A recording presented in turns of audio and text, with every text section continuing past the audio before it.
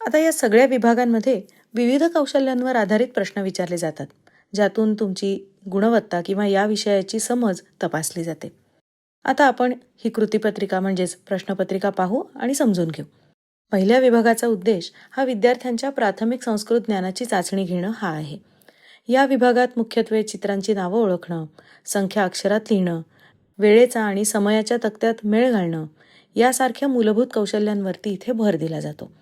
विशेषतः मराठीपेक्षा वेगळ्या पद्धतीने लिहिले जाणारे शब्द काळजीपूर्वक पहा आणि पाठ्यपुस्तकात दिल्यानुसार तंतोतंत ते लिहिण्याचा सराव करा.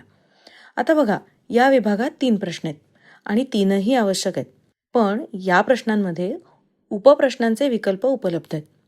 या विभागासाठी एकूण 8 मार्क्स दिलेले असतात बरं का. आता प्रश्न पहिला अ बघा बरं. चित्रम दृष्ट्वा नामानी लिखितः. या प्रश्नात दिलेल्या चित्राकडे पाहून त्याची नावं संस्कृतमध्ये लिहायची आहेत. या उपप्रश्नासाठी 5 ऑप्शन आहेत आणि त्यापैकी कोणतेही 4 सोडवणं आवश्यक आहे आणि त्यासाठी तुम्हाला एकूण 4 मार्क्स मिळू शकतात. विद्यार्थ्यांनी चित्राची ओळख करून योग्य उत्तर लिहिणं अपेक्षित आहे. आता प्रश्न 1 काय आहे? तर संख्या अक्षर अंके लिखितः. या प्रश्नात दिलेल्या अंकांचं संस्कृतमध्ये अक्षरात रूपांतर किंवा अक्षरात दिलेल्या संख्येचं अंकांमध्ये रूपांतर करायचे.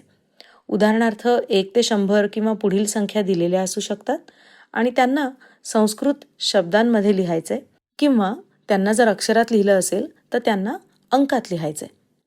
या उपप्रश्नासाठी 3 उपविकल्प आहेत आणि त्यापैकी कोणतेही 2 सोडवणं आवश्यक आहे आणि ह्या प्रश्नाला 2 मार्क आहेत, म्हणजेच प्रत्येक अचूक उत्तराला 1 मार्क दिलेला आहे.